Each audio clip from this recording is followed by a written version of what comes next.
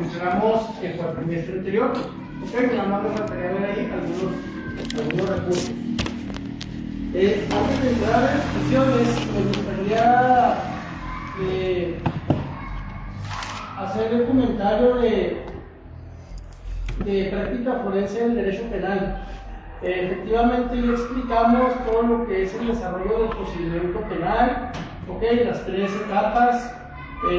Por ahí me reservé la explicación de algunos recursos o medios de impugnación porque los vamos a ver en otros derechos procesales, okay, donde se desglosa mejor como es en el procesal civil. Sin embargo, y aunado al juicio de amparo, sin embargo, considero prudente, la verdad no lo contemplaba, Esto yo prácticamente en la universidad lo tuve que aprender con la práctica, porque aunque llevábamos práctica forense de elaborar escritos, de acudir a las evidencias, pues nosotros nos limitábamos a, el desarrollo de las etapas del juicio, sentencia, ya. Si acaso íbamos a impugnar, pues bueno, recurso de apelación, o en su momento un recurso de revisión, o si nos íbamos a amparar, el recurso de casación, eso lo vemos en materia de amparo. Pero hasta ahí no nos llegábamos a la etapa de cosa juzgada y no averiguábamos más, ¿de acuerdo? Entonces, por ahí surgió una inquietud en otro grupo, y lo estuve comentando ahí en Metiche con unos colegas que dan clases en la Vizcaya y en otras universidades,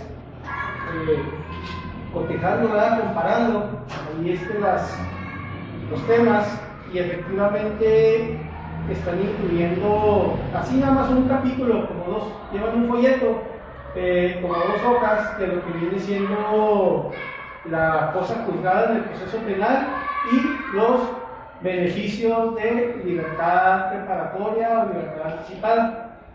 Entonces, bueno, ¿por qué no? Vamos a mencionarlo también aquí en la FERCE. Por ahí les compartí, nomás de que se me pasó ponerles ahí ya de qué se trataba, no sé si pudieron ver en el grupo. Compartí un documento que es una interpretación. Les voy a pedir de la manera más atenta. De plano, se me pasó, ¿cómo se dice? Tacharle. Las generales, porque es un caso real. ¿Okay?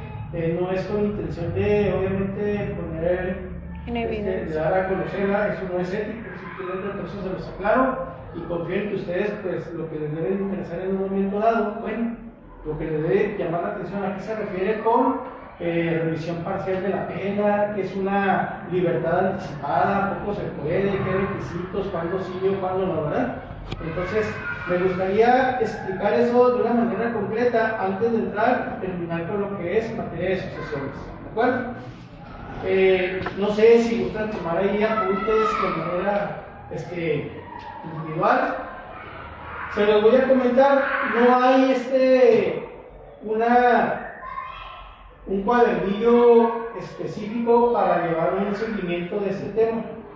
Este tema prácticamente se desglosa de beneficios que nuestro sistema de justicia penal en su momento menciona, pero que no explica.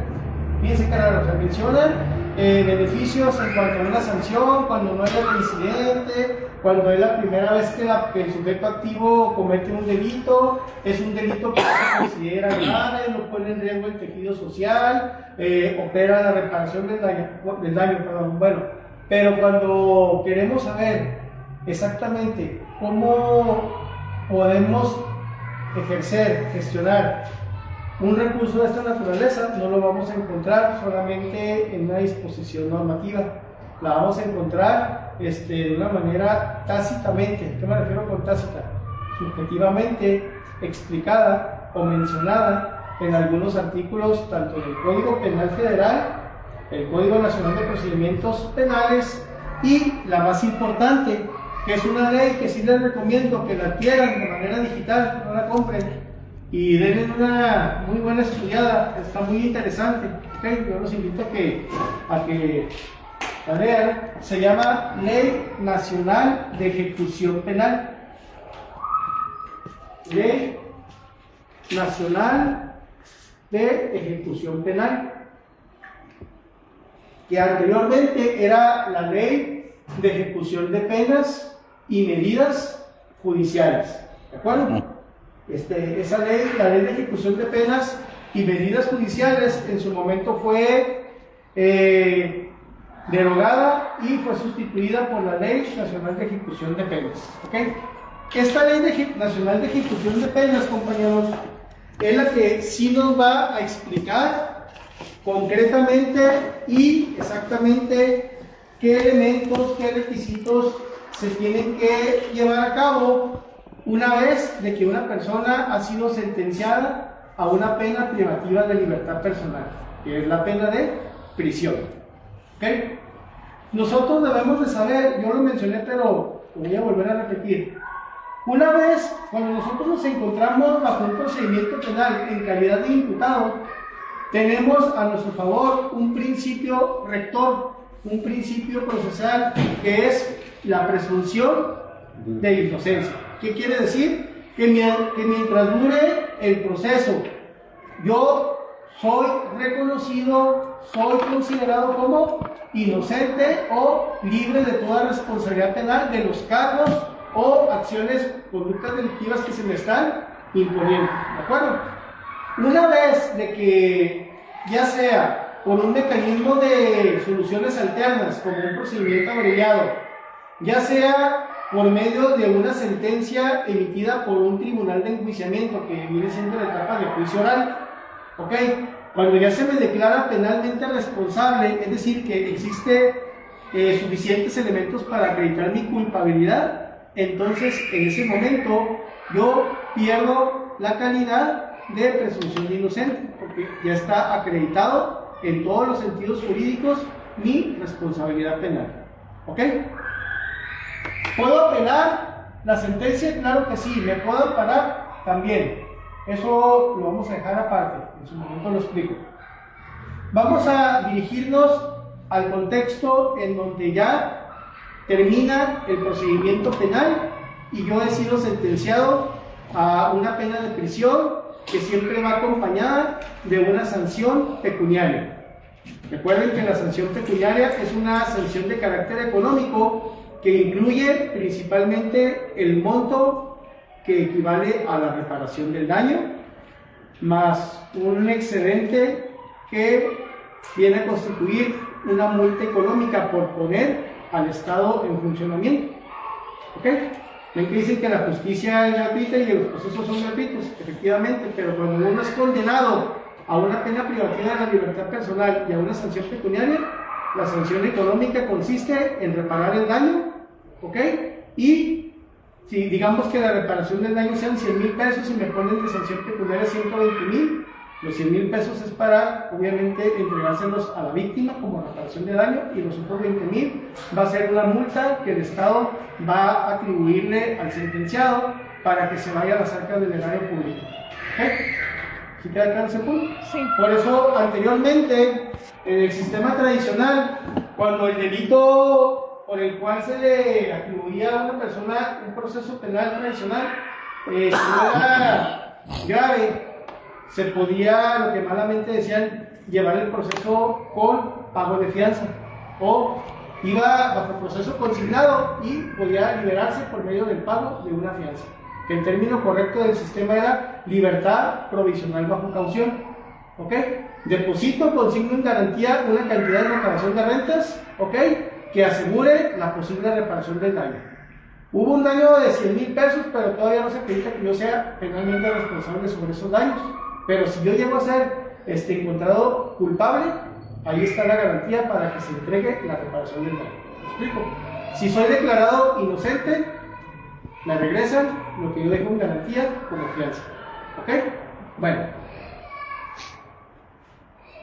Cuando la persona ya está sentenciada, que ya el tribunal de enjuiciamiento o juicio oral ha dictado su sentencia, por lo regular, en la práctica, el Ministerio Público, con la venia de la Defensoría, se ponen de acuerdo para que en esa misma audiencia, de ser posible, y si el juez no tiene inconveniente, se dicte de una vez la sentencia correspondiente. Ojo con esto. Una cosa es ser sentenciado en el estricto sentido de encontrarse penalmente responsable, y la otra es ya contabilizar o establecer cuál es en sí la pena, el tiempo que habrá recluido, porque eso ya no es competencia en su momento más que del Tribunal de Enjuiciamiento para efectos de declarar la sentencia y hasta ahí. Que si yo soy el juez de enjuiciamiento oral, me llevé todo el procedimiento, le encontré penalmente responsable, ok, la voy a sentenciar a una pena condenatoria que puede ir de los 5 a los 20 años de prisión. Déjenme lo valoro. Si me piden que en ese momento ya dicte la sentencia y yo lo veo bien, no tengo bronca, entonces yo saco qué es lo que voy a tomar como autoridad juzgadora de referencia: sus antecedentes penales, el modus operandi en que cometió el delito, todas esas circunstancias, ¿verdad?, para determinar si es reincidente, si lo hizo doloso o culposamente, y voy a valorar esas incidencias con el mínimo y el máximo que marca el código en cuanto a la pena de prisión. Y la reparación del daño, esa es íntegra, ¿ok? El monto calculado como reparación del daño más un porcentaje excedente como multa económica, que eso es el criterio, que siempre escribe entre el 20 y el 30%. Bueno, yo dicto la sentencia y establezco a petición del Ministerio Público que ya se fije exactamente la condena. Ya le dije 15 años de prisión, ¿de acuerdo? En esa hipótesis se declara firme la sentencia, y ¿qué voy a hacer? Absolutamente nada más. Ya termina mi labor, mi competencia como juez perteneciente al Tribunal de Enjuiciamiento, es decir, es cosa juzgada. Nosotros sabemos o imaginamos, pues bueno, ya fue encontrado culpable, pues va a ser eso y ya. ¿Qué pasa? ¿Qué pasa después? Cuando una persona, ahora sí, si estuvo en prisión preventiva oficiosa, y una vez de que ha sido sentenciada, ¿qué es lo que pasa con esa persona? Es decir, ¿quién va a monitorear? ¿Quién le va a dar seguimiento al expediente o va a quedar en el olvido? Aquí es donde entra precisamente la Ley Nacional de Ejecución Penal.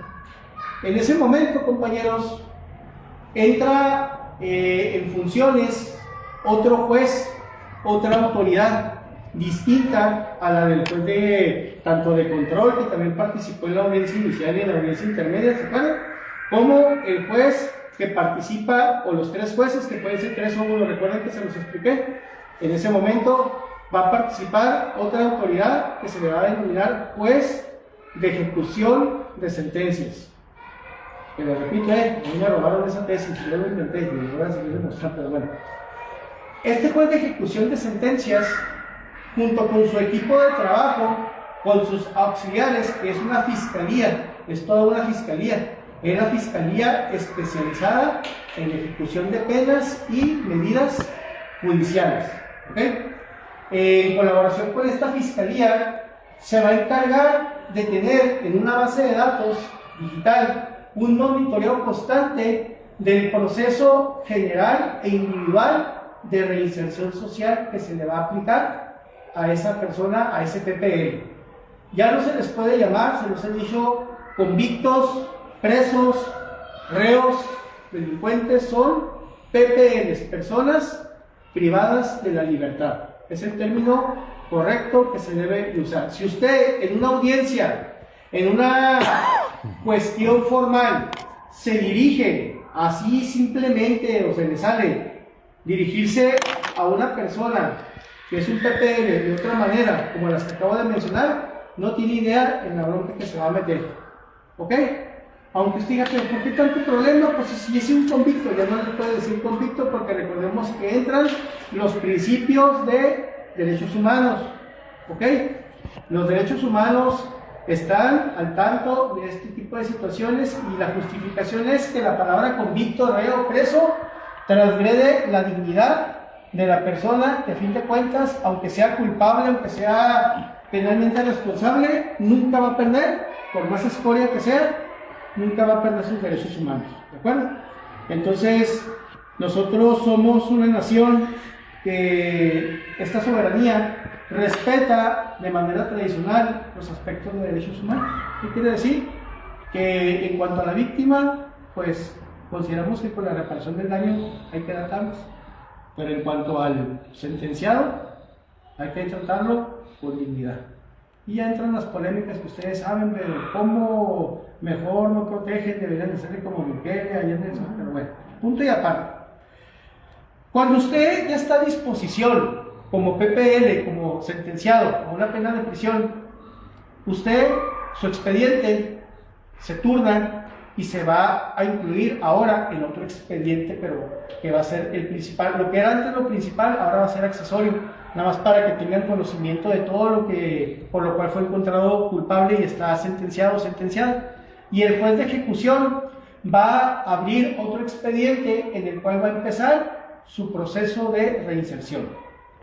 Se supone, y les digo que se supone, porque la verdad, en la realidad, es de pura simulación. Lo tengo que decir, y cuando litiguen ustedes lo van a poder constatar.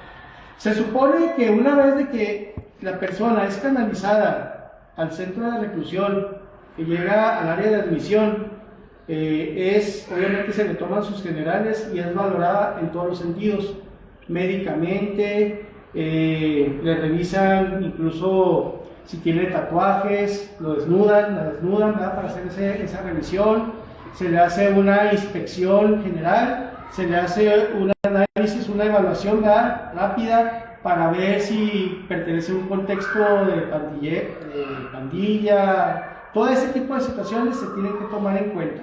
Y posteriormente pasa al área de cambio, así se le llama. El área de cambio es de que una vez de que ya te hicieron la revisión, el área de cambio es que te bañan, ¿ok? Te meten a la ducha, te hacen el corte de cabello, te echan una sustancia, como un veneno en polvo, así, así te lo avientan a la brava, ¿verdad? Para que tú nada más te lo cierras los ojos, te los dan, ¿verdad? Para que por si traes piojos o situaciones de esas, ya una vez de que pase ese proceso de aseo, se te entregan tus 2 uniformes, ¿ok? Tus cubiertos para comer, una colchoneta, un par de tenis, ¿cómo se llaman los garajes esos de? Los crocs. Pata de gallo. Pata de gallo, ¿ok?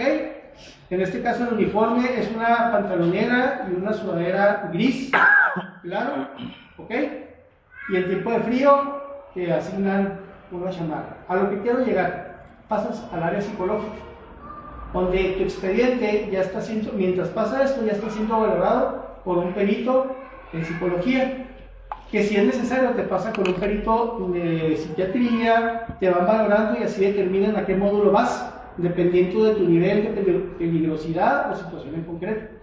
Se supone que esos estándares se monitorean, si no, pues va para el módulo 1, va para el módulo 2, 3, 4, y cada módulo tiene una característica en específico, y una vez les digo, ¿ok?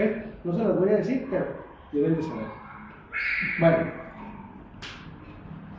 cuando ya se establece o se puede desglosar cuál es el perfil psicológico de la PPL o del PPL, se traza un proyecto de reinserción.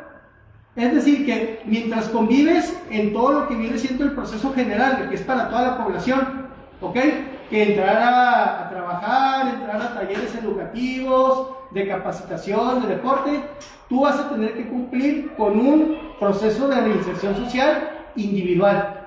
En lo individual, tú tienes estas carencias, tú tienes esta situación que de alguna manera fueron el factor que te ha motivado a delinquir. Y como se supone que es un proceso de reinserción, es decir, volver a reivindicar al individuo para que pueda adaptarse nuevamente a la sociedad sin delinquir, se tiene que cumplir con esos estándares, porque así lo marcan los tratados de Ginebra y las normas líneas de la adaptación social.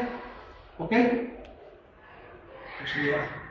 Lo que se lleva aquí, siendo concretos, es la Ley Nacional de Ejecución Penal. Se lo dice: consiga trabajo, adhiérase a una pandilla, a un grupo, vas a hacer azteco mexicles y vas a andar por tu cuenta, porque aquí vas a sembrar. O sea, son los términos que se utilizan, ustedes sabrán a qué sobre todo los que hemos estado ahí en constante comunicación, y el sentenciado empieza a compurgar su pena de prisión. ¿A partir de qué momento corre o se empieza a contar? Desde el momento en que se hizo la primera detención, desde que se dictó, desde que se giró, cumplimentó la orden de aprehensión, desde ese día a esa hora se le empieza a contar el tiempo que ha transcurrido durante el procedimiento, las audiencias, hasta haber sido encontrado, sentenciado y canalizado al cerezo.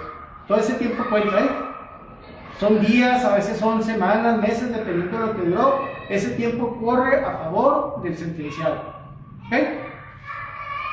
Cuando consiguen trabajo y presentan, demuestran, acreditan una buena conducta, que debo decirles que es casi imposible, es muy difícil que un PPL tenga un expediente limpio o sin reporte de incidencias por indisciplinas o faltas de correctivos. ¿Por qué? Porque yo puedo ser bien tranquilo, pero me van a provocar, me van a de alguna manera me van a involucrar en una situación que voy a tener que defenderme o voy a tener que solapar. Y el hecho de no decir, de no, ¿cómo se dice? De no informarle a los custodios una situación mínima, es motivo también de un reporte indisciplinario, incluso de un castigo que puede ser confinamiento. Pero créanme que en la práctica es mejor someterse a eso a quedar declarado como persona que sí habla, que sí canta. Olvídense, allá adentro hago que ore.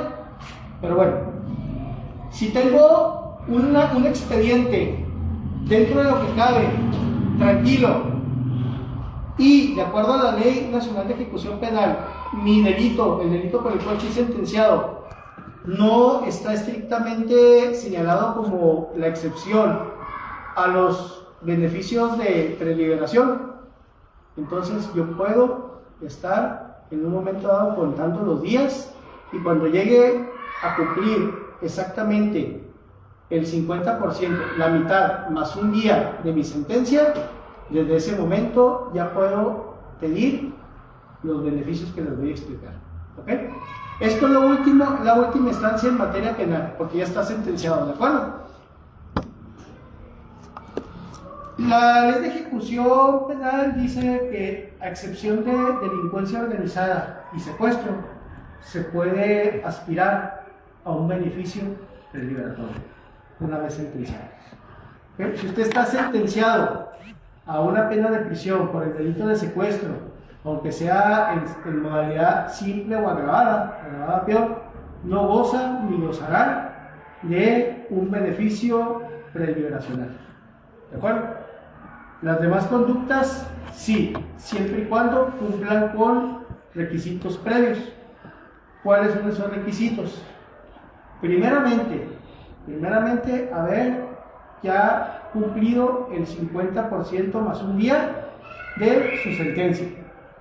No puede prevalecer un sentenciado o una sentenciada menos de la mitad de la sentencia que se le ha dictado de prisión para poder acceder o participar a un beneficio preliberatorio.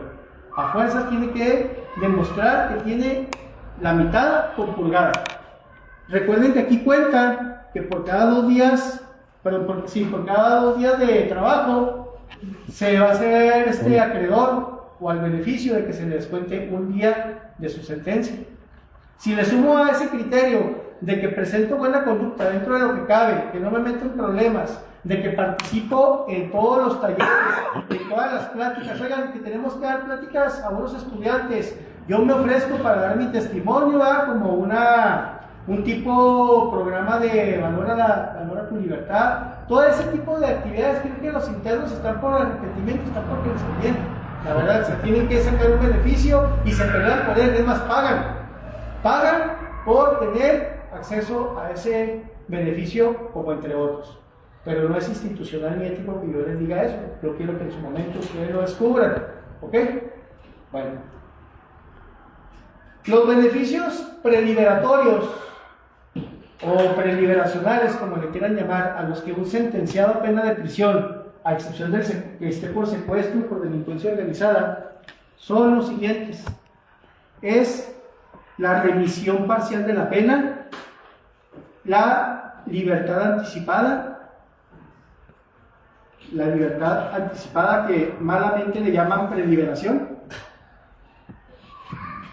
y la sustitución de la pena o condena condicional. Sustitución de la pena o condena condicional. ¿Ok? Va de nuevo. Remisión, los beneficios preliberacionales o preliberatorios para un sentenciado. Remisión parcial de la pena. ¿Revisión o qué? Remisión. Remisión parcial de la pena. El otro es libertad anticipada, que comúnmente se le conoce como la preliberación, o antes en el sistema tradicional libertad preparatoria. Libertad, otra es la libertad. Perdón. La libertad condicional o pena condicional. Fíjense muy bien, qué difícil, se escucha así muy fácil, pero qué difícil en la práctica llevar un proceso de esta naturaleza. Voy por partes, todavía me falta uno, ese lo voy a dejar al último. Y a veces es el único recurso que se tiene y se puede lograr. Tengo la mitad de mi sentencia de pena de prisión compulgada más un día. Ok, ¿qué tengo que hacer? Tengo que pedirle al juez de ejecución, por conducto del director o del alcalde del Cerezo, que tenga bien considerarme en solicitar, uno de los beneficios de preliberación. ¿De acuerdo? Lo tengo que hacer por escrito. Por escrito. ¿Cómo lo hacen? ¿Cómo se hace llegar? Voy a ver cómo le hago un pedazo de papel y un lápiz. Con eso. No voy a tener obviamente una laptop, una computadora para hacer los escritos acá, porque pajuares ensuciados, nada de eso, ¿verdad? Voy a tener un representante, ¿sí? A lo mejor, porque ya no tengo defensor de oficio, su trabajo terminó una vez de que ya fui sentenciado, si es que tenía, o si era defensor particular, ya terminó ahí su función, salvo que lo contrate para que me apoye, ya estando como sentenciado a este tipo de beneficio. El caso es de que la promoción, la solicitud lo tengo que hacer yo personalmente. ¿Ok? Si estoy imposibilitado, si no puedo escribir o alguna situación de eso, entonces sí, tiene que entrar una persona a escuchar de viva voz tu petición, redactarla y poner tu huella o algo que pueda acreditar de que es una manifestación de tu voluntad. ¿Ok? Esa petición obligatoriamente, a fuerzas, le guste o no le guste al director del Cerezo, la tiene que recibir y la tiene que turnar al juez de ejecución, a fuerzas. No, es que viéndola bien no va a pegar, hombre. No, o sea, eso no le importa al director del Cerezo. Él tiene que limitarse a recibirla, registrarla, obviamente, en lo que viene siendo su ámbito de digital, y ponerla de conocimiento al juez de ejecución. El juez de ejecución, una vez que recibe esa petición así en un pedazo de papel todo arrugado, con mala ortografía y a lápiz, es una petición que dentro de un contexto, pues es la manera en que se puede cumplir con la formalidad. ¿Estamos de acuerdo? Que no voy a mencionar que para poder hacer llegar al director del Cerezo, primero tiene que pasar por los custodios. ¿Ok? Tengo que tener muy buena relación con los custodios, porque me van a hacer la vida de cuadritos o nunca va a llegar esa petición a manos al menos del director del Cerezo, que a su vez no tiene que tomar el juez de ejecución, salvo que tenga una representación externa. Pero si digamos que soy una persona olvidada, que está conociendo esto porque la licenciatura en Derecho también se imparte en el Cerezo y en el TREC, y estoy aprendiendo ahí en la FEPSE de que yo tengo derecho a, en un momento dado, a solicitar este tipo de beneficios. ¿Ok? Pero no tengo quien ya me apoye, y el agente Cárdenas es custodio, y me pide 1,000 pesos más 2 cajetillas de cigarro por el simple hecho de agarrar, llevarlo a la oficina del Cerezo. Y pobre de mí, si digo o lo reporto. Yo sé cómo es ahí la situación, entonces si no puedo conseguirlo, pues voy a ver otro mecanismo, o de plano, pues no, hasta que pueda tener con qué responder a ese favor. Así es la situación adentro. Bueno, llega a manos del juez de ejecución y es un procedimiento. Se abre la carpeta y se cita para audiencia. ¿Ok? Yo ya cumplí, ya no tengo que hacer nada más.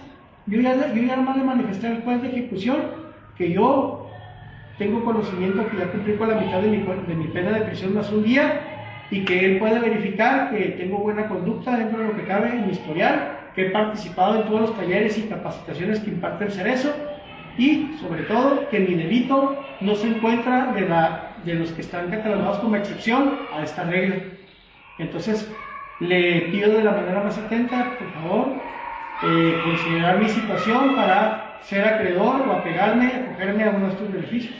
Bueno, sin tanta formalidad, o sea, nada más lo que es, ¿verdad? Se abre una audiencia y el 90% de las peticiones les dan para atrás. ¿Quién? ¿El juez? No al lugar. Oiga, ¿pero por qué? Porque en tu expediente hay indicios o hay incidentes que de manera discrecional los custodios han reportado, has estado llevando a cabo, no te han cachado, pero hay sospecha que tú andas haciendo tráfico aquí de heroína, andas haciendo actividades ilícitas, te estás metiendo en la conyugal 3 veces, estás haciendo acciones de venta sin pagar a capataz. Esos detalles internos están reportados, y como yo confío en la voz de mis custodios, no hay lugar. Espérate un año. Llega el año, otra vez lo mismo, indicios, no hay lugar. Así se la lleva. ¿Ok? En realidad, compañeros, lograr este beneficio es muy difícil. Es muy difícil. Lo único que hasta ahorita yo he comprobado que puede mover o agilizar procesalmente hablando estos beneficios es dinero, y es en un momento dado un favor de naturaleza política. ¿Okay? Quienes están como jueces de ejecución, quienes están como directores de cerezos, son puestos que pues ahora con la reforma del Poder Judicial pues ya es por meritocracia, como quien dice, pero administrativamente son puestos políticos. ¿Me explico? O sea, sí hay ternas, hay convocatorias para participar, pero sabemos de antemano, y lo corroboramos cuando vemos quién es el titular, a quien ponen, ¿verdad? Son cuestiones políticas. ¿Ok? Entonces, ¿quieres que te haga un favor? Pues te va a costar cierta cantidad, o no quiero dinero, no me hace falta, pero necesito, porque si quieres familiar de X persona que puedes moverte por este lado, que tú me hagas un favor a mí, porque yo tengo aspiraciones políticas. ¿Ok? Por lo general, me están grabando, no estoy así acusando o diciendo ni nombres ni nada, estoy hablando en términos genéricos, ¿ok? En calidad de anonimato, pero ustedes lo pueden en su momento como litigantes corroborar cuando representen esta situación. Prospera si se acredita. Lo primero que usted tiene que garantizar es la reparación del daño. Si se te sentenció por 1, 2, 3 expedientes por el mismo delito o diversos delitos, y en cada uno se otorgó se condenó una reparación del daño, tienes que cubrir la reparación del daño de todos. Porque aunque tú estés apegándote nada más a un beneficio de una sola causa penal, Eso implica que tú tienes la libertad, y para que tú puedas obtener la libertad, a fin de cuentas, tienes que dejar garantizado la reparación del daño de todo lo que se te tiene atribuido en tu contra. ¿Ok? Entonces muchas veces sí pega, pero no se puede sacar adelante porque es mucha la reparación del daño. Ya lo logramos, llega el defensor a decirle al representante, ya lo logramos, nada más dígale a su familia que me transfieran lo de la reparación del daño, son 2 millones en los 3 expedientes. Pues no lo puedo repararlo, o sea, podemos juntar la mitad a lo mejor, y ahí no aplica negociación, la reparación del daño es todo o nada. ¿Ok? Ahí no es de que el 50%, o sea, porque se está pegando un beneficio, ¿me explico? Entonces, esa es la otra situación que limita en un momento dado adquirir ese beneficio. ¿Estamos de acuerdo? El de libertad anticipada, libertad condicional o sustitución de la pena o remisión parcial de la pena. ¿De acuerdo? Las tres van de la mano. La remisión parcial de la pena es que el tiempo que a mí me falta por compurgar mi pena de prisión, una vez de que haga este procedimiento que ya les expliqué y que se acredite y se pague la reparación del daño, yo me comprometa bajo monitoreo, mediante vigilancia de la autoridad, a llevar a cabo mi proceso individual de reinserción social en libertad, cumpliendo y dando resultados. Si yo llevo un proceso de rehabilitación por adicciones, ya estando con ese beneficio, yo voy a acreditar que continúo yendo a mis juntas de AA o de NA, ¿de acuerdo? Si yo, dentro de mi proceso individual de reinserción social, está en participar en pláticas con jóvenes, yo, con el apoyo de la misma autoridad administrativa, continúo solicitando permiso para ir a las escuelas a continuar con esa labor, ¿ok? Es más, si nadie me lo pide, hasta me apunto para hacer servicio comunitario de limpieza. A esos indicios voy a dedicar el tiempo que me falta de mi pena mientras esté en libertad, bajo una causal de beneficio preliberacional. ¿Me explico? No estás todavía, no eres libre todavía, estás terminando o estás sustituyendo tu pena de prisión, lo que te falta, por otra condición u otra aplicación sustituta, como puede ser estos mecanismos, ¿de acuerdo? ¿Sí queda claro? A la primera que falle, a la primera que deje de ir a las pláticas donde se me han citado, a la primera que vuelva a incurrir en una falta hasta de tránsito o de faltas a lo que era antes el mando ahora de justicia cívica, cualquier detalle, cualquier indicio es motivo para que se revoque el beneficio, y eso que implica atrás, a terminar lo que falta de mi pena de prisión como estaba desde el principio, sin tener derecho a volver a solicitar en un momento dado alguno de estos beneficios. ¿De acuerdo?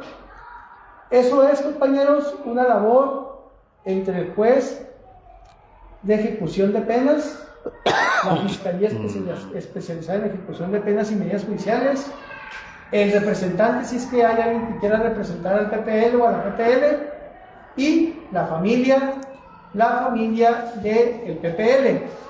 ¿Okay? Nada más se exceptúa estos beneficios en secuestro y en delincuencia organizada. ¿Okay? Muchas veces, al repararse el daño, pues se aplican otras medidas de seguridad. Pues sí, asesinas a una persona, qué sé yo, pero te tienes que mantener a cierta distancia de la familia. No puedes volver a cruzar con la familia de la víctima, pues es lógico, pues no puede prestarse a un revanchismo, a una venganza, y tú no vas con propósito de buscar controversias. Tú lo que quieres es ya evitar problemas y terminar tu pena de prisión pero en libertad con este tipo de modalidades. ¿Ok? Hay otra, y con esto ya voy a cerrar para pasar a sucesiones. Hay una última instancia. Esto es la última, o sea, por eso se tiene que dejar una vez de que se agotó o se intentó todos los beneficios que ya mencioné. Se llama el indulto. ¿Ok? El Código Penal incluso nos establece que una de las causas por las cuales se puede dar por terminado o extinto la acción penal es el perdón del ofendido, la reparación del daño cuando proceda, el sobreseimiento, la muerte del imputado, y dentro de esa lista está el indulto. Y estamos estudiando Derecho Penal y preguntamos al profe, a la maestra, ¿a qué se refiere el indulto? El indulto es el acto tanto formal, o sea, por escrito como por comparecencia de viva voz, de pedir clemencia, de pedirle, de veras que no hay otra forma de explicarle, de rogarle, suplicarle, ¿okay?, a quien puede o tiene la facultad de otorgarte inmediatamente la libertad a pesar de estar sentenciado, del delito que sea. En él o en ella está esa facultad. ¿Y quién tiene la facultad de otorgar el indulto? El titular del Poder Ejecutivo. Si se trata de un delito del fuero común, ¿quién es el titular del Poder Ejecutivo aquí en Chihuahua? La gobernadora constitucional del estado de Chihuahua. Si es un delito federal, ¿quién puede en su momento otorgar el indulto? ¿Quién es el titular del Poder Ejecutivo Federal? La presidenta. ¿De acuerdo?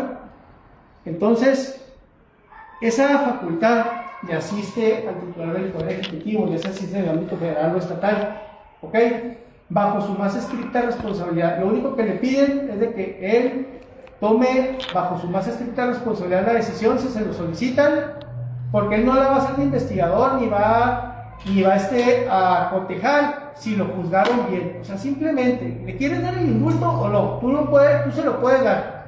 O sea, puedes conocer el expediente, pero no vas a averiguar si se le aplicó un juicio justo, si no se le violaron los principios del debido proceso. Tú simplemente vas a responderle, sí o no. Lo que tienes que garantizar nada más es que en caso de que sí, pídele, o si tanto lo quieres beneficiar, tampoco te vamos a investigar, gobernador o presidente de la República, que repare el daño, ya sea que salga de tu bolsa o que le expliques que tiene que ir a la familia, que se tiene que garantizar la reparación del daño. Es el único candado que tiene el indulto, que se otorgue la reparación del daño. Pero no pasas como ahorita, bajo un proceso de audiencia, de chequeo, de verificación de expediente, de historial. Ahí es en menos de una hora, el titular del Poder Ejecutivo, al momento de recibir tu escrito, se te da el derecho a la audiencia, te permiten con toda la seguridad, porque llevas con custodios, a que tú se lo solicites. Cada quien tiene su estilo. Unos así llegan fríamente, le dan el indulto, ¿no?, hasta se la rayan, pues. Otros llegan, se ponen de rodillas, lloran, suplican, manifiestan su arrepentimiento. Tienen 15 minutos para hacer lo que tengan que hacer, por su respectiva seguridad, ¿de acuerdo? Ya va a depender de usted en cómo lo pida, porque una cosa es lo escrito, lo formal, ahí está, pero lo que más importa, lo que más influye es la comparecencia cuando es de viva voz, porque ahí el titular o la titular del Poder Ejecutivo está viendo, tiene de cerca al sentenciado o a la sentenciada, y puede, una vez que conoce por qué se encuentra ahí incluido, puede valorar con base a su comportamiento, si considera que si hay un arrepentimiento o no, otorgarle el indulto. ¿Sí sabían eso?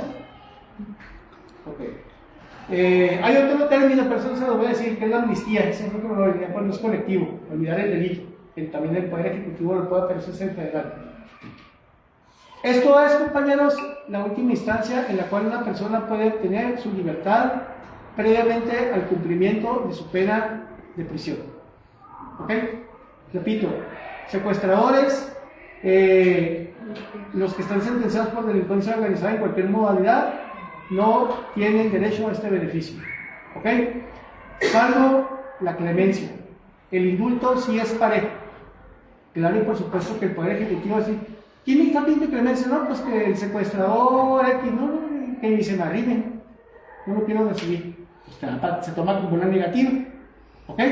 Pero si ella quiere o él quiere, dependiendo de si es gobernador o gobernadora, en este caso a nivel estatal, o la presidenta, si es delito federal, el peor de los delitos, delincuencia organizada, contra la salud, secuestro, extorsión, violación, homicidio, reparen el daño y les doy el indulto.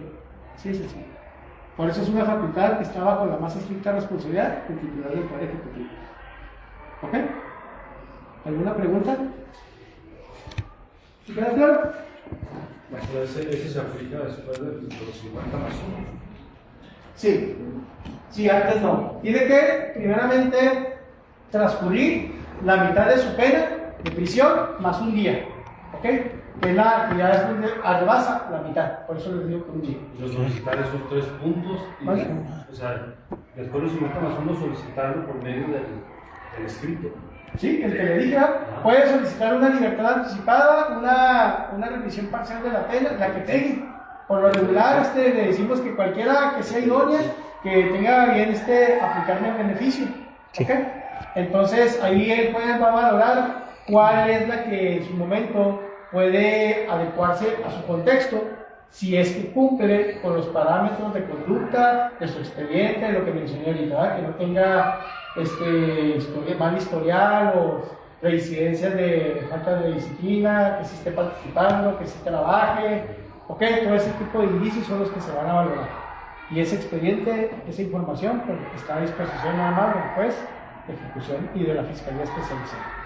Yo ya después aplicaría ese, si en caso de que no pegaras estas, aplicaría ese. No, o sea, yo le digo que ese sería el último recurso que podría solicitar el PPL.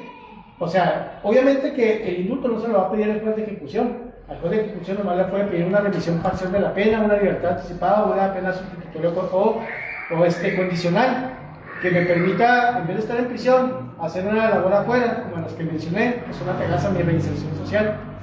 Pero si ya no pega, si ya no me dan ninguno de esos beneficios, lo último que queda es solicitarle al titular del Poder Ejecutivo que me dé clemencia, el indulto. ¿Ok? Muchos no quieren, pues nada pierden, pues aquí vas a estar. No, primero muerto, porque ya son cuestión de principio, ¿verdad? Pero ustedes ya tienen la información. ¿Ok? Con esto ya yo me siento tranquilo de que también se contempla lo que es después de una sentencia condenatoria.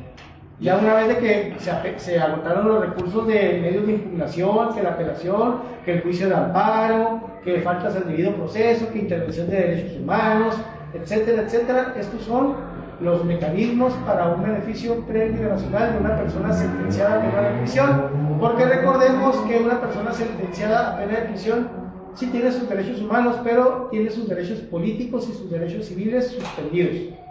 ¿Okay? No está en actitud de ejercer o de apegarse a sus derechos civiles y políticos.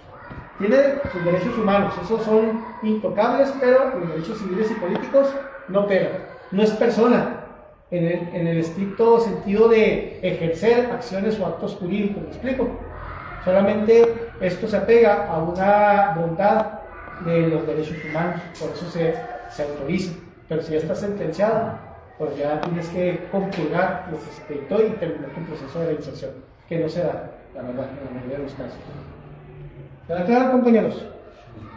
¿Alguna pregunta? Bueno, les recomiendo leer la Ley Nacional de Ejecución Penal. Todo lo que he explicado ahí lo van a encontrar. ¿Sale? Bueno, ahora sí, vamos a lo que nos compete.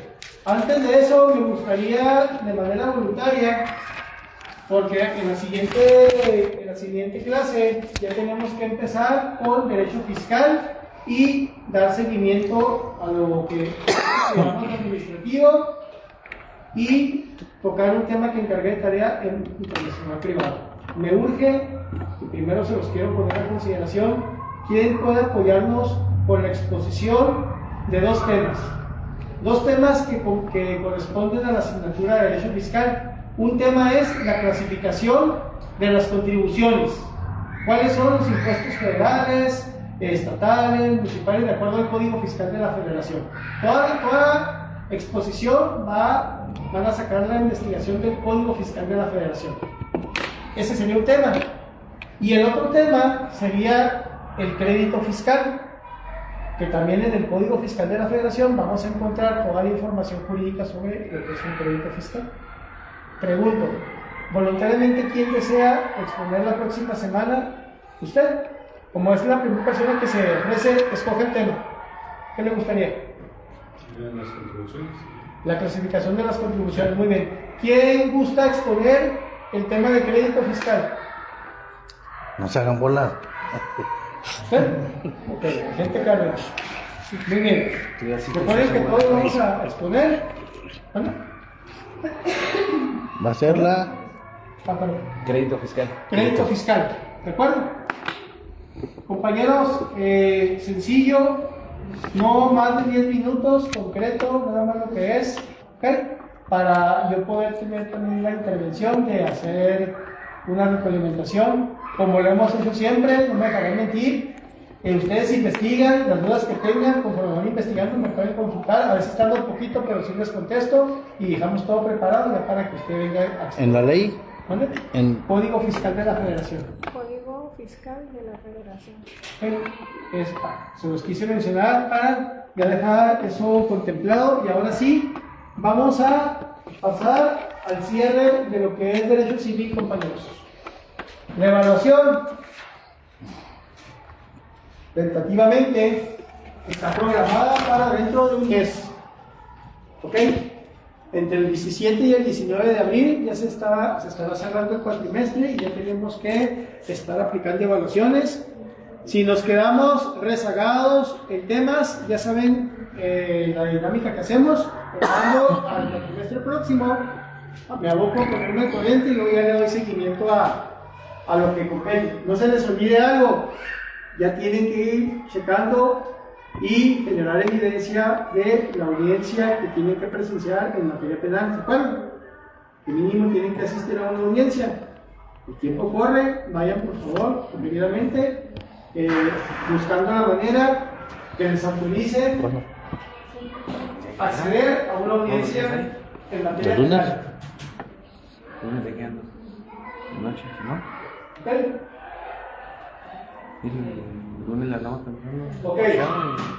Compañeros, vamos a derecho civil. Vamos a cerrar con lo que es todo lo referente al proceso de sucesión legítima o juicio sucesorio intestamentario. La clase anterior, si ustedes recuerdan, ya estuvimos estuvimos hablando de lo que es el testamento, cuáles son las características de los distintos tipos de testamento, el testamento público abierto, público cerrado, el privado, el hológrafo. Mencionamos los testamentos especiales como el militar, el marítimo, ¿recuerdan? Establecimos que ahí no necesariamente el testador tiene que otorgar su herencia a un familiar, siempre se va a respetar la voluntad del testador, siempre y cuando no ponga condiciones que limiten la voluntad del heredero o legatario. ¿Ok?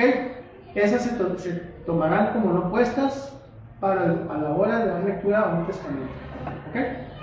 Falta explicar cómo se lleva a cabo este procedimiento para hacer efectivo la voluntad del testador, ya sea por un juicio testamentario, que son las testamentarías, tanto extrajudiciales, que se hacen ante un notario público, o judiciales que se hacen ante un juez. Aquí en Chihuahua, recuerden que es un juez de lo civil el que toma las riendas de los asuntos de sucesiones.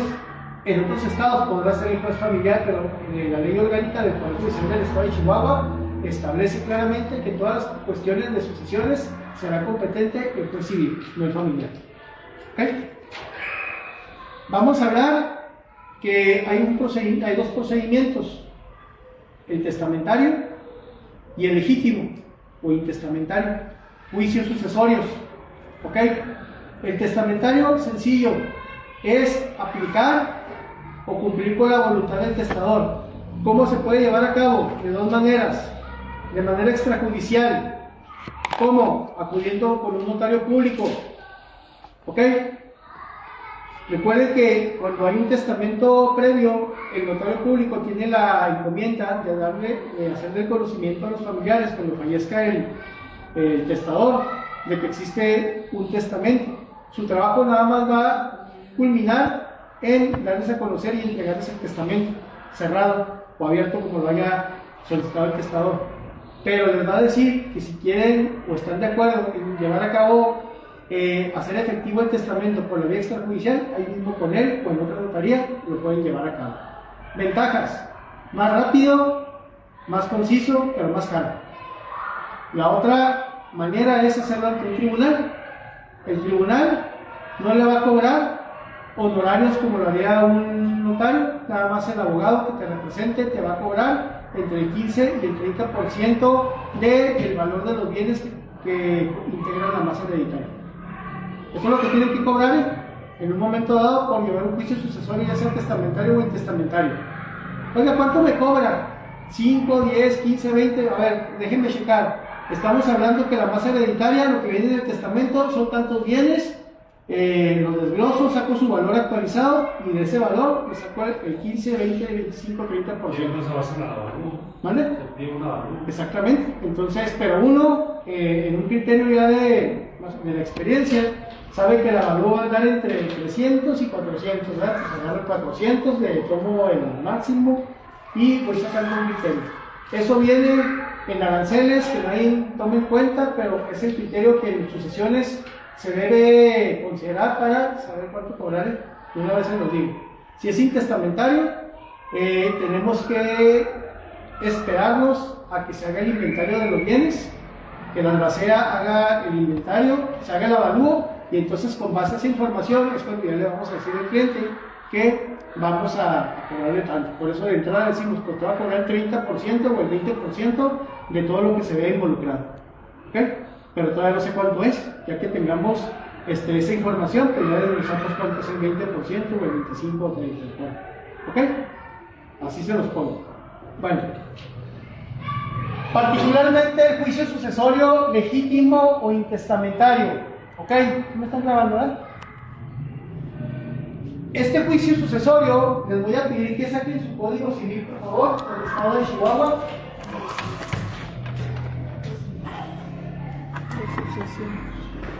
De la sucesión. Vamos a remitirnos, por favor, al artículo 1491 del Código Civil del Estado de Chihuahua. Sí, esos cuantos, sí, 1491. Artículo 1491 del Código Civil del Estado de Chihuahua. Vamos a dar lectura nada más a unos artículos selectos, conforme voy explicando yo en general cómo se desarrolla el juicio sucesorio intestamentario, ab intestato o sucesión legítima, que son la manera en que se puede nombrar. ¿Quién me puede apoyar, por favor, con la lectura continua del artículo 1491 y del artículo, perdón, hasta el artículo 1494, así seguido? Con voz clara. Nunca participas. Por favor. Aquí, Alejandro. Ok, vamos a escuchar desde el 1491 hasta el 1494. Disposiciones generales. Artículo 1491. La sucesión legítima se abre cuando no hay testamento. Cuando el testamento otorgado es nulo o perdido de su validez. Cuando el testamento no dispuesto de todos sus bienes. Cuando no se cumplen las condiciones impuestas al heredero. Cuando el heredero muere antes que el testador, repudia la herencia o es incapaz de heredar. Si no se ha nombrado sustituto ni hay quien tenga el derecho de acceder. Artículo 1492. Cuando a pesar de ser válido el testamento, no deba sustituir la institución de heredero.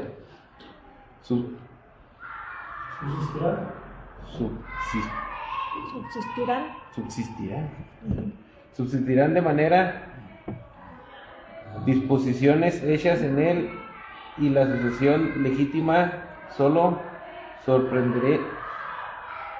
sorprenderá los bienes que debían corresponder a los herederos, al heredero instituido. Artículo 1493. Si el testador dispone legalmente solo de una parte de sus bienes, el resto de ellos forman la sucesión legítima. Artículo 1494. Tiene derecho a heredar por sucesión legítima en el orden establecido por el Código. Los descendientes, el cónyuge, supérstite, a quien vive con el autor de la herencia en la sustitución previa por el artículo 1527 del Código, de este Código. Los ascendientes, los parientes colaterales hasta el cuarto grado, a falta de las personas comprendidas a la fracción anterior, heredará la asistencia pública del Estado. Gracias. El tema de sucesiones abarca del artículo 1491 hasta el 1686 del Código Civil del Estado de Chihuahua. ¿Qué quiere decir?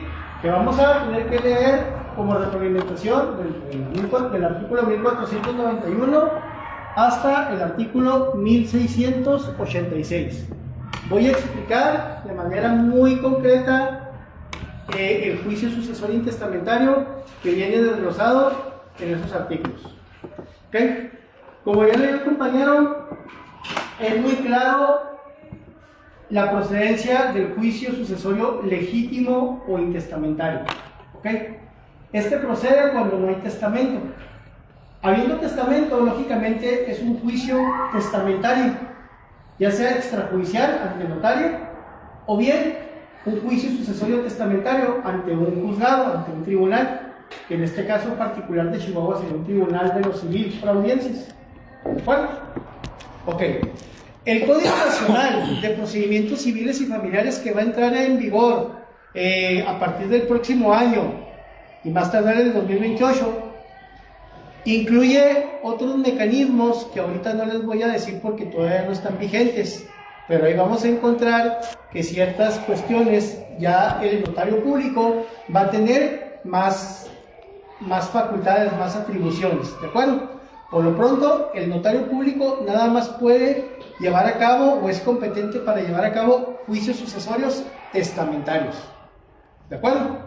En ese contexto, lo que se viene a manejar como intestamentario se va a un notario público para efectos de escrituración y poder ratificar avalúos. O sea, sí se le da intervención a una notaría, a un notario, pero no para que sea autoridad resolutoria, sino que sea una autoridad que dé fe pública a documentos que van a derivar del mismo juicio. ¿Sí me explico? Por decir, los avalúos. Los avalúos tienen que estar, obviamente, certificados o cotejados por fedatario público. ¿De acuerdo? Entonces, esa sería la intervención en un ejemplo. Pero no significa que va a ser como la función de un juez ante el tribunal de resolver de fondo la disposición del juicio testamentario. ¿Sí me explico? O sea, sí va a participar el notario en ambos juicios, testamentario o intestamentario, para efectos de otorgar la fe pública de la cual está investido, no para resolver necesariamente. ¿De acuerdo? Muy bien. El juicio sucesorio y testamentario, concretamente, les digo, cuando no hay testamento, cuando sí se deja testamento, pero el testamento no abarca, no comprende, no incluye la totalidad de los bienes del testador. En ese sentido, ¿qué se hace? Lo que está en el testamento se resuelve por juicio testamentario y lo que no obra el testamento se tiene que resolver por juicio intestamentario legítimo. ¿De acuerdo? Cuando en su momento, específicamente hablando del juicio intestamentario, tenemos que tener la certeza, se debe dar certeza de que no existe testamento alguno. Nosotros no sabemos, acaba de fallecer el familiar y no sabemos si en vida de manera discreta, ¿verdad?, en secreto, tuvo a bien dejar un testamento para lo que viene siendo la repartición de sus bienes, ¿verdad? Muchas veces en su lecho de muerte o antes de, tienen a bien informar que ya elaboró un testamento. No dice cómo lo tiene repartido ahí la masa hereditaria, pero al menos les dicen a los familiares de que ya tuvo bien llevar a cabo la elaboración de su testamento. ¿Ok? A veces lo revoca, lo cambia, o en algunas ocasiones, como es ahorita el caso, no elabora testamento. ¿Ok? Cuando muere una persona y deja bienes, estos bienes adquieren la calidad de bienes intestados. ¿Han escuchado la palabra intestado? Se oye feo, parece como que se refiere a infestado, como que está lleno de algún tipo de bichos, pero no, intestado, es decir, que no hay un testamento en el cual se otorgue una disposición sobre esos bienes. Y esto lo vamos a resolver en el juicio sucesorio legítimo o intestamentario. ¿Cómo inicia? ¿Cómo le voy a hacer si no tengo idea si existe un testamento? Lo primero que se hace es la denuncia del intestado. ¿Ok? Si gustan anotarlo. El primer paso es realizar la denuncia del intestado. ¿Qué significa el acto jurídico procesal de denunciar el intestado? Que un familiar directo o la cónyuge, si murió el esposo, la esposa supérstite, que se refiere a la que aún continúa en vida, o si fallece la esposa, en este caso el cónyuge supérstite, el esposo que aún continúa en vida, los hijos, los hermanos, el parentesco consanguíneo hasta el cuarto grado, cualquiera de ellos, pero claro y por supuesto en orden de preferencia por el acercamiento al vínculo de parentesco consanguíneo, tiene que iniciar el procedimiento con la denuncia del intestado. Hacer un escrito donde dé a conocer, en este caso a un juez de lo civil por audiencias, el fallecimiento del familiar, acreditarlo con la respectiva acta de defunción y sobre todo acreditar el parentesco para el interés jurídico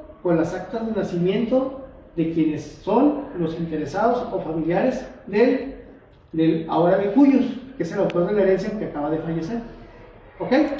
Entonces, si fallece mi mamá, yo como hijo voy a denunciar el intestado, mi hermana, mi papá, en calidad de esposo, si es el que sobrevive, ¿de acuerdo? Si fallecen ambos, en su momento va el linaje de parentesco hasta el cuarto grado y por estirpe. Ahorita les voy a explicar eso. ¿Ok?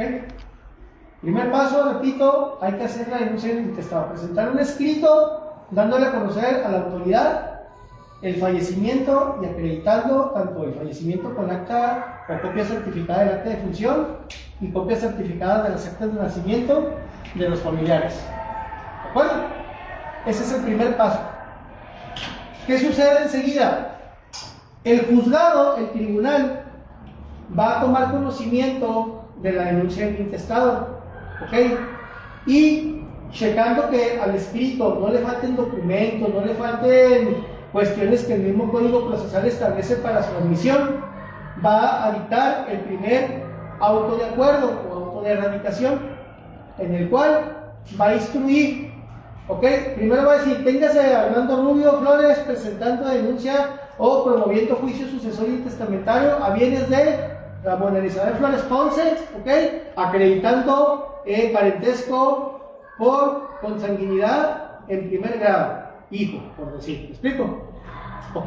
Notifíquese y gírese atento oficio al encargado o al oficial del registro civil de la ciudad, gírese atento oficio a la vez al encargado o coordinador de oficialía de partes de este distrito judicial, gírese también atento oficio al encargado del registro público de la propiedad aquí en el municipio y gírese también atento oficio al encargado del registro público de la propiedad y del notariado en el estado de Chihuahua. Se giran esos oficios, ¿ok?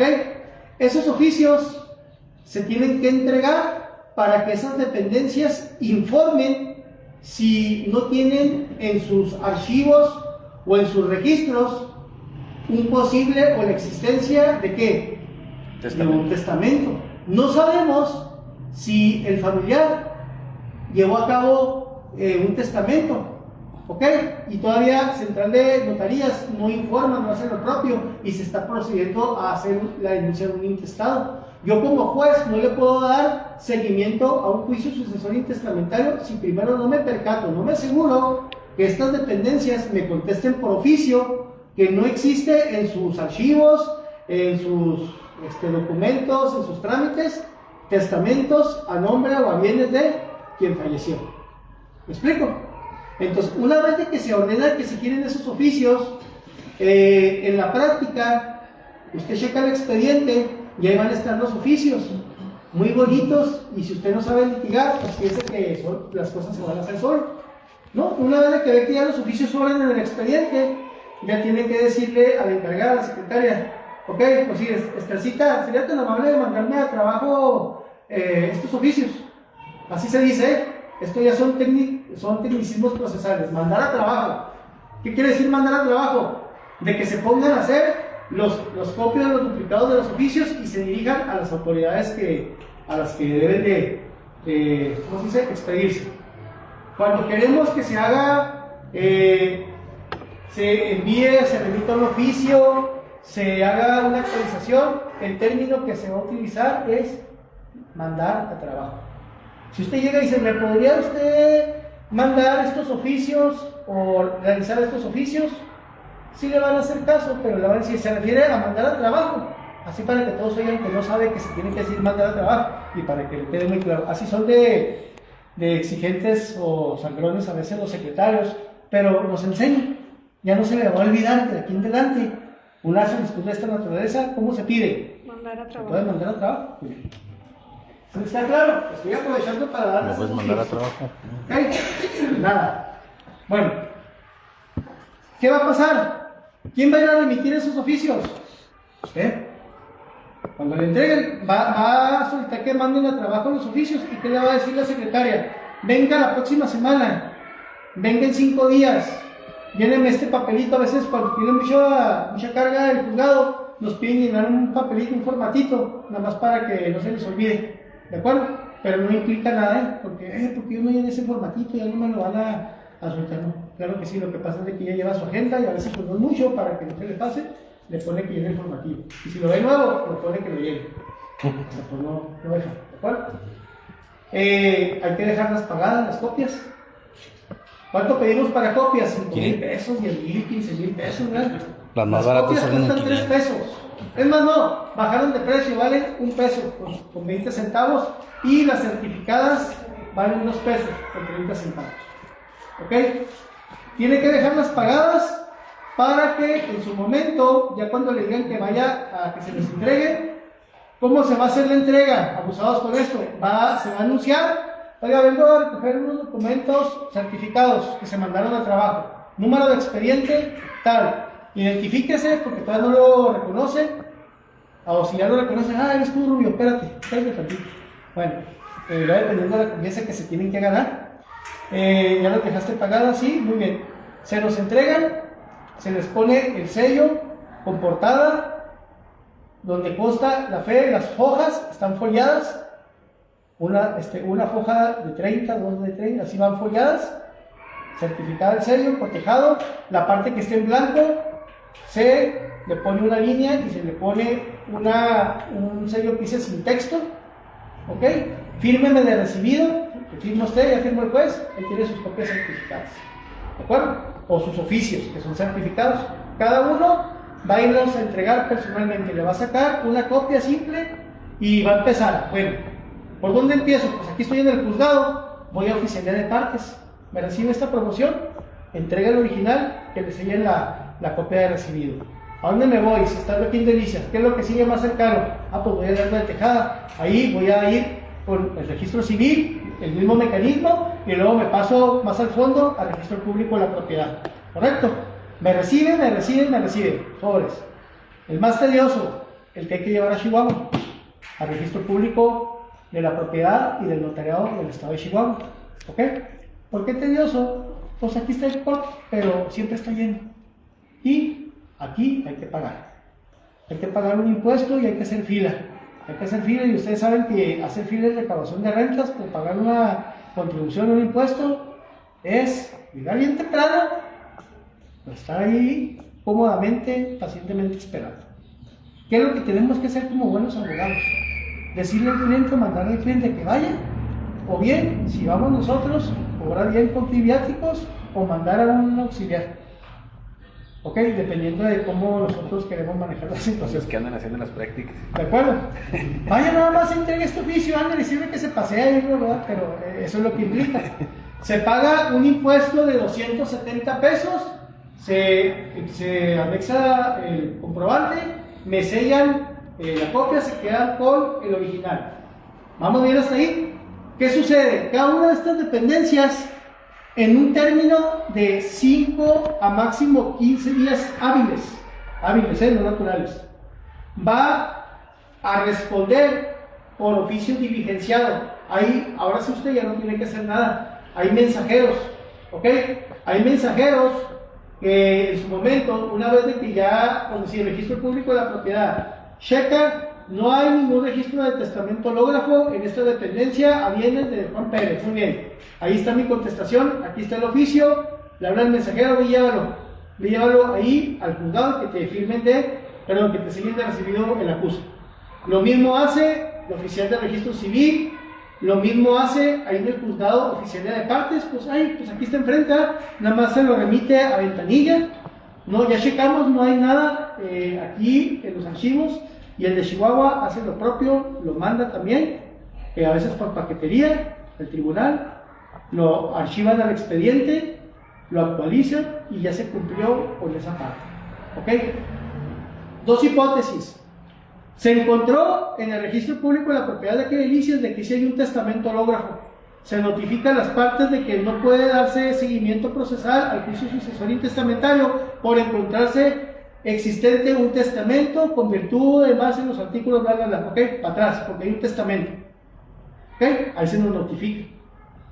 En la hipótesis de que no se encontró registro alguno de testamento, entonces quiere decir que sí se le puede dar seguimiento al juicio sucesorio intestamentario. ¿Qué es lo que sigue? Una vez de que ya se regresaron diligenciados esos oficios, ya donde no hay testamento, lo que sigue es solicitar la Junta de Herederos. ¿Ok? Ojo con esto. La Junta de Herederos es cuando el tribunal cita en una fecha y hora determinada a todas las personas que se sientan con derecho a heredar a bienes del difunto, el de cuyos. No va a citar a los hijos de Juan Pérez, a los hermanos, a toda persona, así viene dictada la diligencia, a toda persona que se sienta con derecho a heredar, favor de presentarse en tal fecha, a tal hora, en este recinto judicial, para llevar a cabo lo que es la Junta de Herederos y la designación del albacea. ¿Ok? Si yo, como hijo, fui el que promoví, que llevé a cabo la denuncia del intestado, entonces, lógicamente, yo estoy al pendiente del proceso y mi familia, estamos en comunicación con algunos, no todos, pero no me importa si se enteran allá los que viven en Juárez o en otro lado. Aquí el juzgado va a emitir una resolución que diga a toda persona que se sienta con derecho a heredar. ¿Y cómo me voy a enterar si el único que está tomando conocimiento es quien inició incluso la denuncia del intestado o los allegados? ¿Ok? Lo que se hace es emitir una copia de esa instrucción por medio de notificación de dictos. ¿Han visto los edictos? Los cuadritos que ven, edicto de notificación, ¿ok? A toda persona que se sienta con derecho de heredar a bienes de Juan Pérez, favor de presentarse a tal hora, tal fecha en el juzgado primero, segundo de los civiles, según corresponda, ¿ok? Si se enteran, qué bien. Si nunca se enteran, se dan por notificados, ¿ok? En ese mecanismo, el juez le solicita al promovente que lleve a cabo esa diligencia de darse por enterado que ya hay fecha y hora para la Junta de Herederos y acreditarle que por medio de edictos publicados en 2 periódicos de mayor circulación en la región, que viene siendo el Heraldo y el Diario, ¿ok? Ya ahora con los nuevos prospectos se está haciendo digital, pero todavía nos están mandando que lo hagamos tradicional en papel periódico físico. El peso también se utiliza. Ustedes compran la revista El Peso, en la parte de atrás, son unos cuadritos de edictos de notificación, ¿de acuerdo? De distinta naturaleza. Cumples con esa parte. ¿Qué sigue? La Junta de Herederos. Requisitos: hay que llevar guantes de box, hay que llevar caretas, hay que llevar objetos, hay que ir preparados física y psicológicamente. No solamente los familiares, también los abogados, los representantes. La Junta de Herederos, ¿en qué consiste? Si bien nos va, la familia es unida, es empática y ya tuvieron su plática previa y ya está designado quién va a ser el albacea. El albacea es quien va a administrar los bienes de la masa hereditaria, el que va a rendir cuentas, el que va a pagar deudas, el que va a hacer esto y va a hacer otro, en coordinación con el juez, para llevar el proyecto de administración, partición y adjudicación de los bienes que comprenden la masa hereditaria. Es decir, que yo voy a encargarme de todo, yo voy a estar en cargo de todos los bienes mientras dure el proceso, ¿ok? ¿Cómo se puede lograr ser albacea? Ustedes me nombran, o bien, en caso de que no nos pongamos de acuerdo, el juez va a designar quién es la persona más idónea, ¿ok? ¿Qué tengo que hacer para que se garantice mi función de albacea? Dejar garantía. ¿Cómo que dejar garantía? Sí, si toda la masa hereditaria equivale a 200,000 pesos, yo voy a depositar 200,000 pesos por si en caso de que yo llegue a menoscabar o ¿cómo se dice? A destruir o a malgastar o bien, ¿verdad? Pues tengo con qué responder. Pero si yo también soy parte de la masa hereditaria, porque soy el hijo, y lo que me corresponde equivale o es suficiente para garantizar mi función, puedo promover o solicitar que mi parte alícuota se considere garantía. Eso en la práctica es un trámite muy sencillo, ¿eh? No los quiero rebuscar. En caso de que tienes que otorgar garantía, se deja establecido y ahora sí viene lo más importante. Se declara abierta la audiencia, pero 20 minutos antes.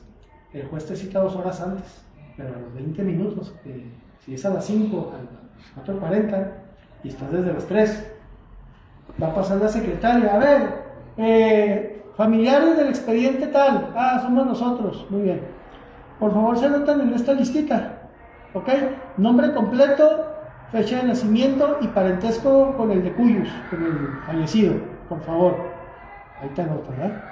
Esa listita se la dan al juez y al secretario. ¿Para qué le pidieron? No con incertidumbre, ¿verdad? Hasta ahí queda. Entran a lo que es la sala de audiencia, se declara la apertura de la audiencia con toda la solemnidad, se hace la individualización de las partes y el juez casualmente ya trae un acordeón del orden de parentesco de los que están presentes o que se notaron en la misma. ¿Ok? Declarada la apertura de la audiencia, ok. Bajo lo que ora de este expediente, ya tal y como se acredita con copia certificada de las actas de nacimiento, se encuentra presente Juan Pérez en calidad de hijo del de cuyos. Sí, ok, se presente su señoría, ok. Primero los hijos y luego los hermanos. Si son hijos con descendencia, que es lo que les decía ahorita, que es por estirpe, que también pueden ser partícipes, si son menores de edad, quien ejerza la patria potestad responde por ellos, ¿ok? Entonces se hace mención de todos los que tienen derecho a heredar y aquel que se haya presentado por sentirse con derecho a heredar también se incluye. ¿Y ese quién es? Ese que está ahí, pues viene con nosotros, ¿lo conocen? No, pues que resulta que es un primo, que no sé qué, en mi vida lo había visto, pero como se dio por enterado de la notificación de que quien se sienta con derecho a heredar de familiar, pues aquí está. ¿Ok? No sé cómo lo va a acreditar o cómo va después a tomar su parentesco. ¿Ok? A todos se les toma lista para que me entiendan. Pero, no a todos se les va a otorgar en un momento dado parte de la masa hereditaria. Esto es muy importante, porque nos vamos con la finta de que como no hay testamento y que la sucesión es intestamentaria por parentesco consanguíneo, nos vamos con la finta de que a todos nos van a repartir en partes iguales. En algunas situaciones sí es así, pero la ley, cuando lean estos artículos, ahí dice específicamente. Ejemplo, dice que la esposa, si fallece el esposo, la esposa, habiendo hijos, tiene derecho a heredar en la misma proporción que un hijo. ¿Me explico? Si no hay hijos, pues obviamente la esposa se queda en su momento en el ¿cómo se dice? En el listado de orden de preferencia con el derecho a llevar a cabo la reclamación de la masa hereditaria. Cuando habiendo hijos que estén en la misma condición, a esos sí se les va a otorgar en partes iguales. En caso de haber descendencia o acreedores por estirpe, se les va a dar hasta una tercera parte de la masa hereditaria. Lo mismo opera para la concubina, la que no se casó pero vivió con la persona. Ya no se exigen los 5 años. Si no tienen hijos, antes todavía hace 2 meses tenía que comprobar que tenía 5 años como mínimo de tiempo en concubinato. Ya no, ya nada más tiene que acreditar que era una relación formal, que era una relación seria. ¿Ok? Ya después les explico eso. El caso de que la concubina también tiene derecho a heredar como esposa, ¿ok? Se le considera, pero si llega a presentarse una segunda, digamos que muere la gente Cárdenas y tenía como 20 concubinas, ¿qué va a pasar? Se presentan ahí, al momento en que se presenta una segunda concubina, ya ninguna va a tener derecho a participar. Lo único a lo que van a tener derecho es a exigir el pago de una pensión alimenticia, y eso nada más la que acredite que efectivamente estaba viviendo en última instancia antes de su muerte en concubinato con él. ¿Me explico? Pero así nunca falta que llegan, es que esa audiencia es elemental, ves de todo situaciones muy derivadas y luego llegan 2 concubinas y luego se empiezan a pelear y que no, que tú sabes que yo andaba con él y que tú te retiraste, o sea, empieza la polémica ahí. Son gente que no tiene escrúpulos de entender que estamos en un tribunal, les vale. Entonces tienen que entrar a la policía a procesar, tienen que a veces suspenderse las audiencias, darle seguridad pública, cerrar el juzgado, y eso implica que el trabajo que ibas a hacer todavía se difiera. Bueno, tal. Eso sucede en una audiencia de junta de herederos. ¿Qué va a hacer el juez? Va a confirmar con lupa la presencia de quienes se sienten con derecho a heredar y sobre todo el parentesco que le asiste en cuanto al fallecido, al difunto. Eres hijo, eres esposo, eres esposa, ¿me explico? Y con base a ese parentesco empieza la depuración. ¿Ok? Les decía ahorita, no todos van a tener acceso o a participar en la masa hereditaria, porque acreditándose parentesco en primer grado, y en segundo grado, vale. No hay primer grado, se acredita el segundo, el tercer grado, vale. No hay tercero, pero se acredita el cuarto. ¿Me explico? Así sucesivamente. Y ya cuando de plano no hay nada de parentesco hasta el 4º grado, representación del Estado o del municipio, que es la beneficencia pública, que se le dice beneficencia pública, o el erario público. Son los que terminan adjudicándose una masa hereditaria. Cuando ya no hay nadie, ningún familiar, en un juicio sucesorio testamentario, hasta el 4º grado de parentesco, o por estirpe, que tenga derecho en su momento a reclamar la masa hereditaria. Pero habiendo de todo, hay preferencia. La preferencia siempre van a ser la o el cónyuge supérstite que sobrevive y los descendientes directos, que son los hijos, incluyendo los hijos adoptados, porque la adopción judicialmente declarada es una adopción plena, se considera con los mismos derechos como un hijo o hija biológico, ¿de acuerdo? Entonces si se acredita la existencia de esposa o esposo sobreviviente más uno o dos hijos, hasta ahí llega la prioridad. Los demás, gracias por participar. ¿De acuerdo? Ahí se va poco a poco sacando en ese nivel, en ese orden de importancia de jerarquía, el parentesco para efectos de llevar a cabo la participación en la masa hereditaria. ¿Vamos bien? Cuando lean ahí los artículos van a entender situaciones específicas. Ok. Hay contextos que no se pueden dejar a un lado.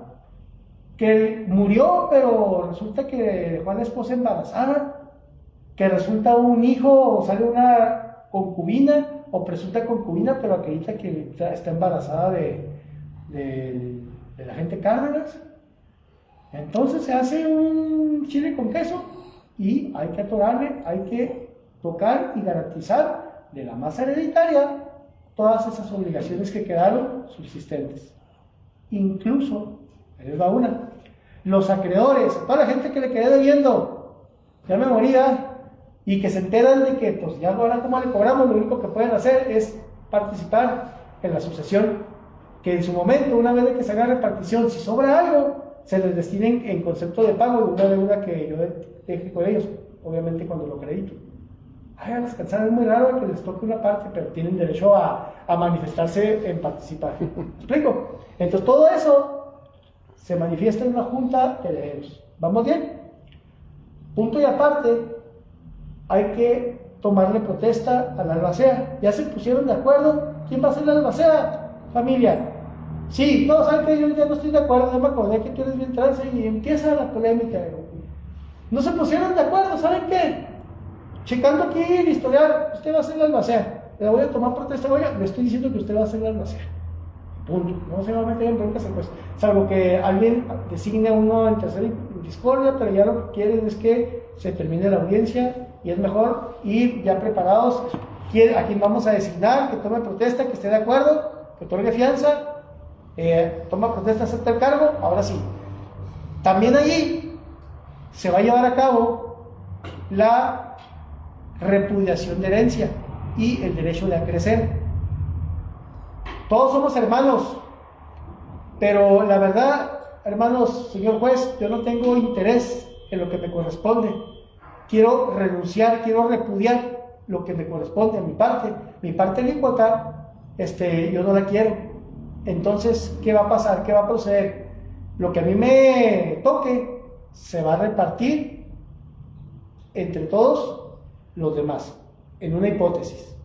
Si todos tenemos derecho a crecer, o sea, si todos estamos en igualdad de circunstancias con el parentesco, todos somos hermanos, y yo en calidad de hermano estoy renunciando a mi parte, pues bueno, se va a repartir entre todos los demás hermanos. ¿Me explico? Pero, si en un momento dado yo renuncio a mi parte y alguno de los hermanos es medio hermano o no es familiar directo, o sea, primero le siguen los que sí son hermanos y luego en el parentesco segundo o tercer grado, ahí se va a aplicar el derecho de acrecer. ¿Y qué es el derecho de acrecer? ¿Quién tiene mejor beneficio o primera oportunidad de adjudicarse o que se le reconozca la parte que uno de los herederos ha renunciado a la misma de manera voluntaria? ¿Ok? Muy complejo, Todo eso se lleva a cabo. A ver si ya nos pusimos de acuerdo como hermanos. ¿Saben qué? Pues vamos a renunciar todos y dejar que mi carnal, que mi hermana, que nuestra hermana se quede con la casa, que se quede con todo, que es lo único que está a nombre de mi papá, y pues vamos a dejársela a ella. Pero ya hay una manifestación. ¿Qué se tiene que hacer, señor juez? Queremos manifestar, poner a su consideración, por acuerdo, bajo protesta, decir verdad, que todos queremos ceder, repudiar nuestra parte correspondiente y proporcionar a favor de nuestra hermana o de nuestro hermano tal. El juez ve que no hay vicio, que no hay una mala intención en el acto, al lugar. ¿Ok? Se deja sentado. Pero si ve por ahí que es de dudoso parentesco, o sea que no se puede determinar si realmente tiene derecho a crecer o cualquier circunstancia, la tiene que valorar y suspender la audiencia para valorarla en otra audiencia programada dentro de 15 días. ¿Se fijan? En el mejor de los casos, ya se llevó a cabo, fíjense, la Junta de Herederos, acreditar la asistencia de aquellos que pueden ostentar vínculo de parentesco con el fallecido, con el difunto.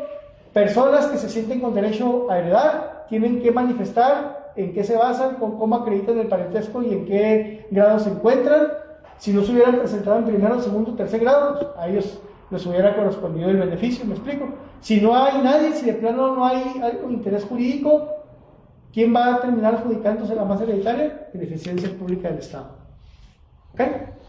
Todo eso se ventila en la Junta de Herederos. Qué complejo, eso no es nada. Se termina la Junta de Herederos, que ya se designó y se le tomó protesta a la albacea. Ok, ahora sí, viene lo tedioso. El albacea, la familia, los que ya fueron declarados como con derecho a participar en la masa hereditaria y quienes ya fueron descartados, ¿verdad? ¿Sí me expliqué en ese punto? Es muy importante, no puedo continuar si no lo entendieron. Si se presenta de todo tipo de parentesco, al acreditarse la existencia de los descendientes, cónyuge, ahí termina, o sea, ya ellos van a tomar el derecho en absoluto. Y así fallecen, pues ya bueno, ya le correspondería al siguiente nivel y así sucesivamente, para que me entiendan. Llega el momento de saber cuántos bienes y a cuánto asciende el valor de todos los bienes, derechos, créditos, muebles o inmuebles que dejó el de cuyos, intestado. ¿Qué se hace ahí? Se hace el inventario y avalúo de los bienes del difunto. ¿Y cómo le vamos a hacer? Va a ir el albacea, va a andar a gorro. La primera instrucción que le da el juez: vaya y cheque el registro público de la propiedad, si hay bienes a nombre del fallecido. Vaya a recaudación de renta, si hay vehículos registrados en el REPUBE a nombre del fallecido.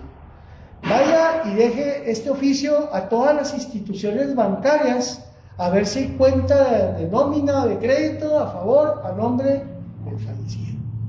Vaya a la oficina delegacional del Instituto Mexicano del Seguro Social, lleve este oficio para que le informen si hay algún ahorro o pensión o derecho económico a favor del fallecido. A todas las dependencias vamos a estar solicitándoles, recabando esa información, y vamos a hacer en los bienes inmuebles, vamos a tener que contratar a un perito evaluador y nos va a tener que dictaminar el avalúo de los inmuebles y todo lo que sea créditos, bienes muebles, llevar un inventario minucioso con el valor actualizado al momento de tener la información, y todo eso se lo vamos a llevar al juez. ¿Quién? El albacea. Una friega, por no decir más fea, ser el albacea. Suponiendo pues que el que falleció tiene un inmenso patrimonio, a veces nomás es una casita y ya, pues nada más fui y me dijeron que es esto, este terreno, y ya, y ya con eso. ¿Ok? Pero bueno, ese es el trabajo. ¿Qué sigue? Hacer el proyecto de administración y partición. El juez, el Ministerio Público y las partes. ¿Qué hora es, por favor? 7:20. Oye, nomás déjenme explicar esta parte para ya no saturarnos y ya la otra continúo con la última sección. Son 4 secciones, llevo 2. En este momento el albacea va a decir, bueno, de todo lo que hay en dinero, crédito, bienes muebles, terrenos, se suma y se da una cantidad, un total de tanto. Se debe tanto, hay que pagar estas cuentas, hay que pagar estos servicios funerarios, hay que pagar. ¿De dónde va a salir ese dinero? De la masa hereditaria. Le voy a autorizar que venda ese carro, que venda esa camioneta. Todos deben de estar informados que se va a vender para poder costear o pagar el funeral, si no hubo prestación de funeral o alguna situación derivada del juicio. ¿Ok? Todo tiene que salir de la masa hereditaria. Por eso el albacea tiene que dejar garantía, porque va a estar moviendo dinero, va a estar haciendo pagos, y si por ahí accidentalmente se le va, no sé, una cantidad, pues tiene que responder. ¿De acuerdo? Entonces, en ese sentido, se lleva la administración y partición de la masa hereditaria. ¿Qué es la partición?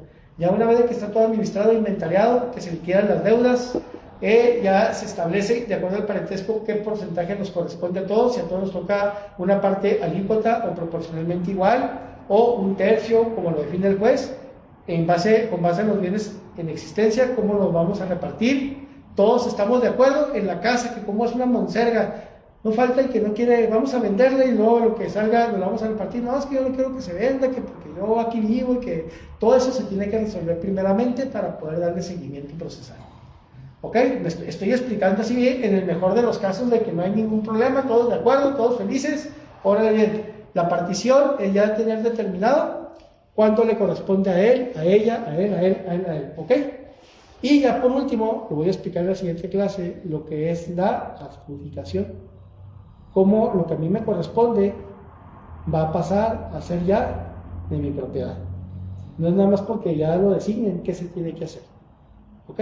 Y con eso daremos por concluido el juicio sucesorio intestamentario. Y por si fuera poco, les voy a mencionar qué pasa si una vez hecho todo esto, aparece alguien con mejor derecho o parentesco más cercano, consanguíneamente hablando, a los que les tocó repartición cuando se presentó la Junta de Herederos.